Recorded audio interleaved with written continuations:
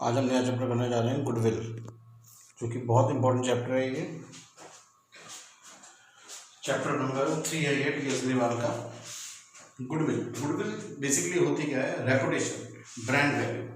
जैसे आप बाजार में शॉपिंग करने जाते हैं तो जब आप कोई सामान आप खरीदते हो तो आप देखोगे मार्केट में दो तरह के सामान मिलते हैं, एक जो ब्रांडेड होता है, एक जो नॉन ब्रांडेड होता है। तो आप देखेंगे जो ब्रांडेड सामान होता है हमेशा महंगा होता है as compare to non branded सामान, और कोई के तो बहुत ज़्यादा महंगे होते हैं। तो कंपनी जो पैसे चार्ज करती है आपसे, किस चीज़ के चार्ज करती है? वो चार्ज करती है अपने ब्रांड के, गुडविल के। ठीक है, तो गुडविल लिखो बेटा, लिखना स्टार्ट करो। Meaning of goodwill: goodwill is an intangible assets. Goodwill is an intangible assets. Goodwill is an intangible assets. It is an attractive force. It is an attractive force that attracts customer. That attracts customer. जो customer को अपनी तरफ खींचती है उसे कहते हैं goodwill. Clear? अब लिखो बेटा, factors affecting the value of goodwill. Firm की गुडविल को कौन कौन से फैक्टर अफेक्ट करते हैं? पहला, लोकेशन। लोकेशन का फर्क पड़ता है। आपकी शॉप जो है बिल्कुल प्राइम लोकेशन पे है, फ्रंट में है, लोग ज़्यादा आएंगे आपके यहाँ। आपकी जो शॉप है थोड़ा पीछे की तरफ है या थोड़ा गली के अंदर है तो लोग कम आएंगे। तो लोकेशन का फर्क पड़ता है। ठीक है। Number 2, efficiency of management. Efficiency of management, management आपका जो काम करने का जो स्टाफ है, जो पूरा स्टाफ काम करते हैं सब लोग, अगर वो बहुत एफिशिएंट है, मेहनती हैं, तो वैसे काम अच्छा होगा, बढ़िया गुडविल होगी। उस रेस्टोरेंट आप चलाते हैं, आपके यहाँ जो एम्प्लॉयज़ हैं वो अच्छे नहीं हैं, स्टाफ अच्छा नहीं है, तो आपका रेस्टोरेंट की गुडविल खराब हो जाएगी। तो यानी मैनेजमेंट का बहुत ज़्यादा फर्क पड़ता है कि मैनेजमेंट कितना लोगों से बढ़िया तरीके से काम करवाता है, कितना बढ़िया काम करता है। ठीक है। Next, quality. क्वालिटी का फर्क पड़ता है। आपकी जो सामान की क्वालिटी है वो अच्छी नहीं है तो चाहे कितनी भी प्राइम लोकेशन हो, ज़्यादा लोग नहीं आएंगे आपके यहाँ। लेकिन कहीं अगर क्वालिटी अच्छी है तो लोग कहीं ऐसी जगह भी जाते हैं जहाँ पर, जैसे आप देखें लक्ष्मीनगर में कई ऐसी दुकानें हैं जहाँ पर बहुत गली के अंदर, लेकिन फिर भी लोग वहाँ ज़्यादा रहते हैं। चांदनी चौक में जाके देख लो, पतली पतली गली में लोग काम करते हैं, लेकिन वहाँ पे लाखों का सामान बिकता है। एक्चुअली वहाँ पे क्वालिटी की बात होती है। ठीक है, तो लोकेशन क्वालिटी दोनों इफेक्ट करती है गुडविल को। Favourable contracts. फेवरेबल कॉन्ट्रैक्ट्स, कई बार क्या होता है, कुछ कोई भी काम आप करते हैं, आपको कोई बड़ा कॉन्ट्रैक्ट मिल जाता है तो जिससे आपकी गुडविल बढ़ जाती है। Next, advantage of patents. Advantage of patents, जैसे आपने अपने जो सामान आप बनाते हैं उसको आपने रजिस्टर करा रखा है, पेटेंट करा रखा है, तो वो वैसे गुडविल आपकी होगी। कोई और दूसरे से कॉपी नहीं कर सकता, कोई इसे बना के बेच नहीं सकता, उसे कहते हैं पेटेंट। ठीक है। Market situation, nature of business. Market situation, nature of business, services after sales. Services after sale मतलब जो सामान बिक गया उसके बाद आप सर्विस कैसे देते हैं, उसका भी फर्क पड़ता है कई बार। ठीक है, तो ये सारी चीजें गुडविल को इफेक्ट करती हैं। अब देखो बेटा, need for valuation of goodwill. Need for valuation of goodwill. Goodwill आखिर क्यों कैलकुलेट करते हैं, जरूरत क्या होती है कैलकुलेट करने की? पहला मेथड, पहला होता है admission. Admission, retirement, death. Admission, retirement, death. Changes in profit sharing ratio. Changes in profit sharing ratio. Dissolution. ठीक है बेटा, इन सब केसेस में हमें गुडविल को कैलकुलेट करना पड़ता है। ठीक। डिसोल्यूशन का लिखो आप अमेलगमेशन लिखो, डिसोल्यूशन काट के उसके लिखो अमेलगमेशन। अमेलगमेशन होता है जब दो कंपनी आपस में मिलकर कोई नई कंपनी बनाती है। दो कंपनी मिलकर कोई आपस में नई कंपनी बनाती है या कोई बड़ी कंपनी किसी कंपनी को खरीद लेती है, उस केस में गुडविल को कैलकुलेट करना पड़ता है। ठीक है, ये सब केसेस में गुडविल को हमें कैलकुलेट करना पड़ता है। चलिए अब हम बात करते हैं प्रैक्टिकल क्वेश्चन की। इसके अंदर बेटा 4 मेथड है, गुडविल कैलकुलेट करने के 4 मेथड है। आज हम पहला मेथड सीखेंगे एवरेज एवरेज प्रॉफिट मेथड। इसका फॉर्मूला होता है total adjusted profit, total adjusted profit upon number of years into number of purchase year. Total adjusted profit मतलब जो प्रॉफिट दिया हुआ वो हम एडजस्टमेंट के बाद लेते हैं। कई बार क्या होता है प्रॉफिट के साथ एडजस्टमेंट दी होती है, तो हमें उसको एडजस्ट करने के बाद जो नेट प्रॉफिट आता है उसको लेना होता है। और नंबर ऑफ ईयर्स मतलब कितने साल का प्रॉफिट दिया हुआ है, और number of purchase year, number of purchase year होता है बेसिकली कि हम क्वेश्चन गिवन होता है ये number of purchase year means कि उस गुडविल के बेसिस पे कितने साल तक हम सर्वाइव कर सकते हैं। जैसे कोई आपकी दुकान है, मालिक नहीं बैठता, कोई ऐसे राम भरोसे काम चल रहा है, तो उस गुडविल के बेसिस पे कितने साल तक हम खा सकते हैं, 1 साल 2 साल 3 साल, उसे कहते हैं number of purchase year. Given होता है ये, मतलब उस गुडविल के बेसिस पर कितने साल तक सर्वाइव कर सकते हो उसे कहते हैं नंबर ऑफ परचेज ईयर। ठीक है, तो फॉर्मूला इसका total profit, total adjusted profit upon number of years into number of purchase year. पर छोटा सा एग्जांपल लेते हैं। लेट सपोज हमारे पास 3 साल का प्रॉफिट दिया हुआ है, 2003, 2004, 2005। प्रॉफिट है 40,000, 30,000 और -10,000, और नंबर ऑफ परचेज ईयर दिया हुआ है, परचेज ईयर दिया है 2। क्या करना है सबसे पहले, टोटल प्रॉफिट, इनका टोटल करेंगे 40, 30 और -10, कितना हुआ 60। Number of year 3, purchase year 2, goodwill आ गई 40,000। बोलो क्लियर है भाई। टोटल प्रॉफिट सबको जोड़ा, ये दो जोड़ा प्रॉफिट था, ये लॉस था, माइनस किया 60 upon number of year 3 into purchase year, goodwill आ गई 40,000। ठीक है, ये था आपका बहुत ही सिंपल। अब जैसे मैंने आपके वर्ड यूज किया टोटल एडजस्टेड, अब ये एडजस्टेड का क्या मतलब होता है। एडजस्टेड का मतलब होता है कि जो हमारे पास प्रॉफिट दिया हुआ है इनके साथ, जैसे मैंने कहा ब्रैकेट में कई बार एडजस्टमेंट दी होती है, जैसे यहां पे लिखा हुआ ब्रैकेट में including dividend received 10,000, including profit on sale of assets 20,000, including loss by fire 30,000। ठीक है, अब इस तरह से एडजस्टमेंट दी है, ये ब्रैकेट में एडजस्टमेंट है। हमें क्या करना है, पहले एडजस्टमेंट सॉल्व करनी है, फिर जो प्रॉफिट आएगा वो लेंगे। तभी मैंने वर्ड यूज किया था टोटल एडजस्टेड प्रॉफिट, यानी जो भी प्रॉफिट की एडजस्टमेंट दी है, मैं एडजस्टमेंट करने के बाद जो प्रॉफिट आएगा वो लेना है। अब मुझे इसको सॉल्व करना है, तो सबसे पहले क्या करूंगा, मैं प्रॉफिट लूंगा। पहला प्रॉफिट है 40,000, जिसमें लिखा है इंक्लूडिंग डिविडेंड रिसीव्ड।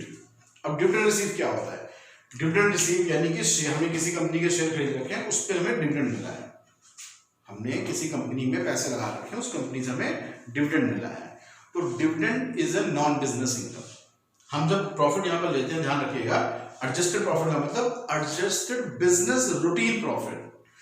बिजनेस का वो प्रॉफिट लिया जाता है जो रेगुलर नेचर का होता है, जो बिजनेस का प्रॉफिट होता है। अब जो dividend from business, dividend receive में दिया हुआ है, ये नॉन बिजनेस इनकम है। कैसे भाई, आप जो बिजनेस करते हैं, आपका बिजनेस क्या है, आपकी स्टेशनरी की शॉप है, तो कॉपी किताब बेचना आपका बिजनेस प्रॉफिट है। अब मान लो आपको घर से रेंट मिल रहा है, तो घर से जो रेंट मिल रहा है वो नॉन बिजनेस इनकम हुई ना, या बैंक से आपको इंटरेस्ट मिल रहा है, वो क्या है, non business income. Business income होती है जो आप बिजनेस करते हैं उससे जो होल्स और इनकम होती है उसे बोलते हैं बिजनेस इनकम। आपकी मान लीजिए अगर कपड़े की शॉप है, कपड़ा बेच के प्रॉफिट कमाते हो तो बिजनेस इनकम है। अब आपने किसी को कोई पुराना स्कूटर बेच दिया, पुरानी कार बेच दी, उससे आपको प्रॉफिट हुआ, तो वो नॉन बिजनेस इनकम है। हम गुडविल निकालते समय केवल बिजनेस का रूटीन प्रॉफिट लेते हैं जो रेगुलर नेचर का होता है। तो यहां पर जो डिविडेंड रिसीव है ये रेगुलर, लेकिन ये क्योंकि नॉन बिजनेस इनकम इसमें हटा देंगे, तो पहला प्रॉफिट हो जाएगा 30,000। दूसरा प्रॉफिट है 30,000 including profit on sale of assets. Assets का मतलब यहां पे है फिक्स्ड एसेट्स। एसेट मतलब यहाँ पे है फिक्स एसेट, हम क्या लेते हैं केवल गुड्स के प्रॉफिट लेते हैं, तो profit on sale of fix assets, यानी ये बिजनेस इनकम नहीं है। फिर से गुड्स बेच के जो प्रॉफिट होता है वो बिजनेस इनकम है, कोई एसेट बेच के प्रॉफिट होगा वो नॉन बिजनेस इनकम है। हटाओ, तो 30 माइनस 20 10,000। समझ में आ रहा है क्या हो रहा है? गुडविल निकालते समय केवल बिजनेस का रूटीन प्रॉफिट लेते हैं जो रेगुलर नेचर का होता है। अब 10,000 का लॉस है, इंक्लूडिंग लॉस बाय फायर। अब लॉस बाय फायर तो बिजनेस का नुकसान हुआ है भाई, बिजनेस में दुकान पे आग लगी, सारा माल जल गया, बिजनेस लॉस है बिल्कुल। लेकिन क्या ये रेगुलर है? आप बताइए, आग हर साल लगती है क्या? नहीं ना, तो ये एबनॉर्मल लॉस है। इसे क्या बोलेंगे? Abnormal loss. देखो दो तरह के लॉस होते हैं, नॉर्मल लॉस और एबनॉर्मल। नॉर्मल लॉस जो हर साल होता है, हर बार होता है, एबनॉर्मल लॉस जो कभी कभी होता है। तो गुडविल जब कैलकुलेट की जाती है, ना ही हम एबनॉर्मल लॉस लेते हैं, ना ही हम एबनॉर्मल गेन लेते हैं, और ना ही हम नॉन बिजनेस इनकम लेते हैं। तीनों चीज हटा देते हैं, नॉन बिजनेस लॉस नहीं लेते, नॉन बिजनेस गेन नहीं लेते, एबनॉर्मल लॉस है एबनॉर्मल गेन नहीं लेते। इन सब चीजों को कंसीडर नहीं किया जाता, केवल बिजनेस का रूटीन और रेगुलर प्रॉफिट लेते हैं। तो ये loss by fire is abnormal loss, इसे हम कंसीडर नहीं करेंगे, हटा देंगे। तो -10, क्योंकि ये चार्ज हो चुका है, किसको ऐड करेंगे? -10 + 30 यानी 20। माइनस में बेटा, माइनस में अगर 30 जोड़ोगे तो क्या होगा? 20 आएगा अपॉन 3 × 2। ठीक है भाई, तो ये बात हमेशा ध्यान रखना जब भी आपको गुडविल कैलकुलेट करनी है, फर्म का रूटीन और रेगुलर प्रॉफिट लेना है। आई रिपीट, रूटीन और रेगुलर प्रॉफिट। ठीक है, उतारो बेटा, फिर क्वेश्चन कराता हूं मैं आपको। कॉपी करो, बुक का क्वेश्चन कराता हूं। और बेटे चैनल को लाइक और सब्सक्राइब भी कर दिया करो।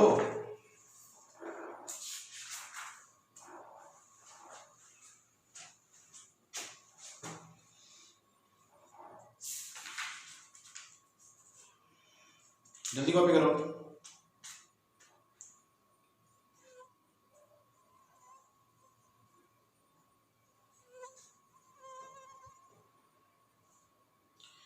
ये क्वेश्चन करा रहा हूं मैं आपको, 13 क्वेश्चन में 13 हो गया, कॉपी कर लिया। उतारने में दिक्कत हो तो वीडियो को पॉज करके आराम से कॉपी कर लिया करो। ठीक है, चलो अब बुक का 13 क्वेश्चन करा रहा हूँ, बहुत अच्छा क्वेश्चन है, देखो ध्यान से।